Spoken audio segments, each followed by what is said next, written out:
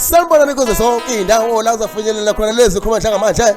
Mina igama lami ngena lapha nathi ke umjozana ke umpromote kanye nomkhangezi umculo wasintu. Awusona madoda. Awusitamba khubula ibhova kadade madoda kasho madoda njengamanje. Ngizokwethula lapha ke iciko kamaskandi lalisebenza nebhova kadika.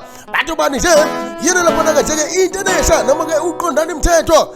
Kanti nasi ke isimamezelo ke njengesesimamezela njengamanje sokuthi nje lapha ke ngesonto ntambama ngomhla ka6 kuJuly ngo6 kuya ku7 ntambama uzabe khona ke lapha ke kulive ku TikTok kamjozana ke ubani nje eNanesha ezokwenza lapha ke interview ke ngeke basa ezahlukehlukene njalo kuba nje sodwa